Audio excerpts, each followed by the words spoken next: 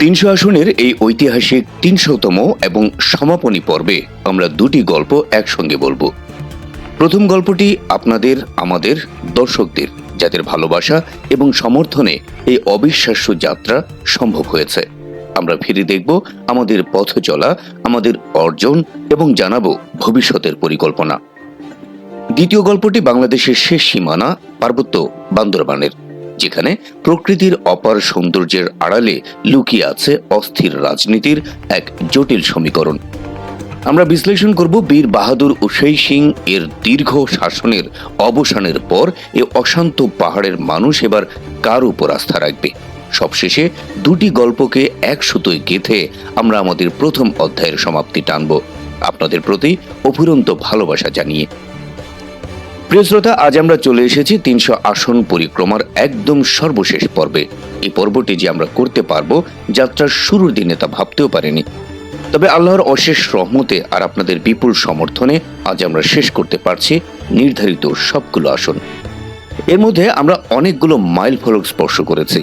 আপনারা হয়তো খেয়াল করবেন, আমরা কখনো বলিনি যে আমাদের সাবস্ক্রাইব করুন, কারণ আমরা চেয়েছি যাদের ভালো লাগবে শুধু তারাই আমাদের পরিবারের অংশ হবেন। সেই ভালো লাগার মানুষের সংখ্যা আজ প্রায় ৩০,০০০। আমাদের ভিউ ছাড়িয়ে গেছে ৬ মিলিয়ন আর ইমপ্রেশন হয়েছে প্রায় ৫৮ মিলিয়ন। এই গর্বের ডেটা আপনাদের সাথে শেয়ার করার উদ্দেশ্য হলো এই চ্যানেলের অংশীদার আপনি। জি, আপনি দেখেছেন বলেই আমরা একে একে সবগুলো আসন শেষ করতে পেরেছি। জুন ২০২৫ শুরু করে জানুয়ারি ২৬ মাঝামাঝি এই যাত্রা শেষ করতে পারা আমাদের নিজেদের কাছেই অবিশ্বাস্য মনে হয়। টিমের প্রতিটা সদস্যের অক্লান্ত পরিশ্রম, আপনাদের অফুরন্ত ভালোবাসা, এই দুইয়ের জোরেই আজ আমরা আমাদের প্রথম অধ্যায় শেষ করতে পেরেছি। সকল ভুল ত্রুটির জন্য আমরা নিঃশর্তে ক্ষমা প্রার্থী। আমরা কোনো দলের এজেন্ডা বাস্তবায়ন করিনি অথবা কারো বয়ান প্রচার করিনি। যেখানে যার অবস্থান ভালো ছিল তার কথাই বলার চেষ্টা করেছি। আমাদের এই সততার প্রতি আস্থা রাখার জন্য, ধৈর্য ধরে আমাদের দেখার জন্য পুরো ৩০০ আসন টিমের পক্ষ থেকে আপনাদের সবাইকে ধন্যবাদ এবং অফুরন্ত ভালোবাসা। এখন চলে আসছে আজকের পর্বের মূল আলোচনায়। পার্বত্য বান্দরবান বাংলাদেশের এক মনোরম পার্বত্য জেলা, যা তার উঁচু পর্বত, স্বচ্ছ জলপ্রপাত এবং আদিবাসী সংস্কৃতির জন্য বিখ্যাত। এটি বাংলাদেশের দার্জিলিং নামেও পরিচিত। তবে এখানকার প্রকৃতি যতটা মনোরম, এখানকার রাজনীতি ঠিক ততটাই অস্থির। এই আসনটি বিগত দিনে আওয়ামী লীগ তথা বীর বাহাদুর উসেই সিং এর একক সম্পত্তিতে পরিণত হলেও এবারের গল্প ভিন্ন।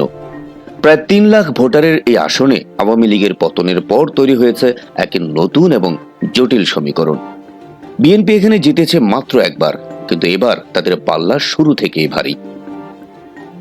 আওয়ামী লীগের পতনের পর তাদের স্থানীয় নেতারা এখন বিএনপির প্রার্থীকে সমর্থন দেবে বলে গুঞ্জন রয়েছে। শুধু তাই নয়, বিএনপি এবার পাশে পাচ্ছে তাদের এক সময়ের প্রতিপক্ষ পার্বত্য চট্টগ্রাম জনসংহতি সমিতিকে।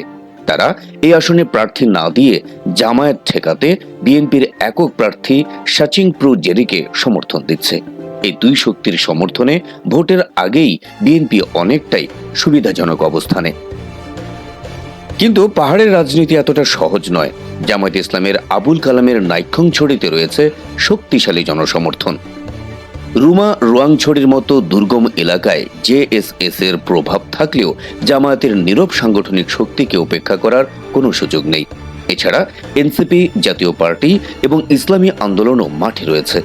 গুঞ্জন আছে শেষ মুহূর্তে জোটের সমীকরণে আসনটি এনসিপিকে ছেড়ে দেওয়া হতে পারে, যা লড়াইকে আরো আনপ্রেডিক্টেবল করে তুলবে। বিএনপি যতই তার সাবেক শত্রুকে মিত্র হিসেবে পাক, তাদের জয় এতটা সহজ হবে না যতটা ভাবা হচ্ছে। তবে বাংলাদেশি হিসেবে আমাদের একটাই চাওয়া, একটি শান্ত পাহাড়। আমরা সবাই বাংলাদেশি, পাহাড়িরা যেন কোনোভাবেই নিজেদের বিচ্ছিন্ন মনে না করে।